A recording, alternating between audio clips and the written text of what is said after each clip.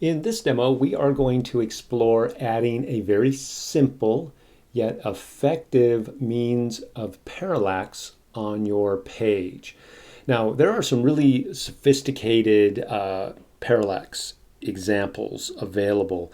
This one is just meant to be really simple, but allows you to add another level of interest to your page as you're scrolling through your content. Now, again, as with the other examples, the live demos and the resources which you can download are available in the Read More section under the video. So this example basically uses the background gears in the header area, which we talked about in step 7, CSS keyframes. And what I've done a little different here is I've made the header larger. We've added a background image that we tiled in our header. And then we have an intro area. And then you'll see that first image, this first background image, which we're using as a parallax effect. So something that appears as if something is holding on the page as another element overtakes that background. And as the content area continues to scroll up, another image is introduced.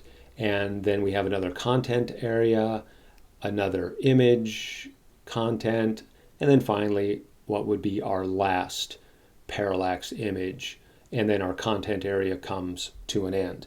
All right, so let's take a look at the setup.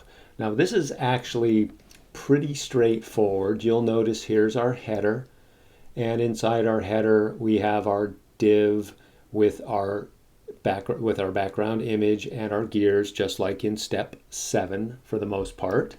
Then underneath we have a section, and the section is going to hold the div, which is our intro, which we see first. Immediately following the intro, we have a single div. Now, I have an ID and a class on these parallax divs. So we could either style with the class or we could style with the ID.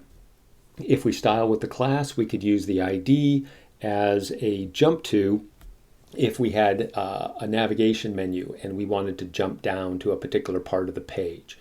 So that's why I tend to include IDs and classes for each of my elements, depending on, do I want to style them with one or the other, or do I potentially want to use one of those elements as a jump to for the navigation.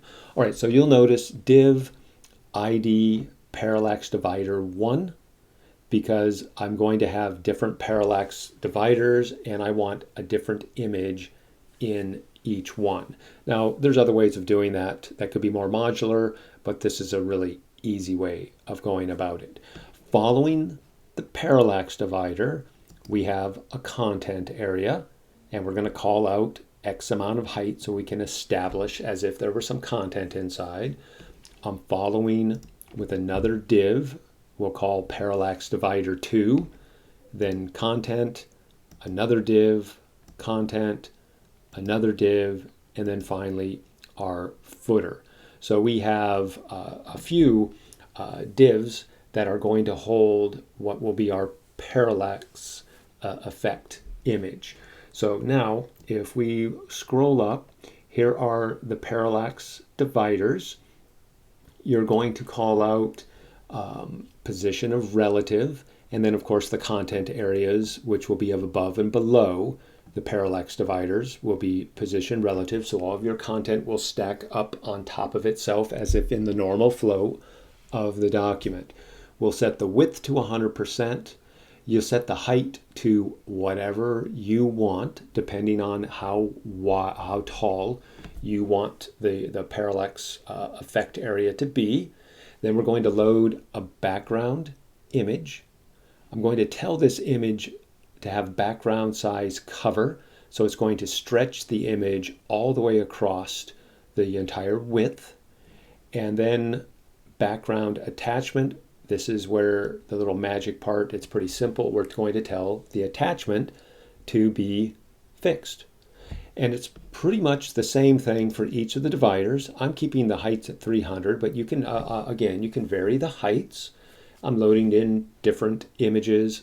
Otherwise, everything is exactly the same. So creating a simple parallax effect is actually quite easy, though it's basic, understand, but it's pretty easy, and it creates a nice visual effect to your page.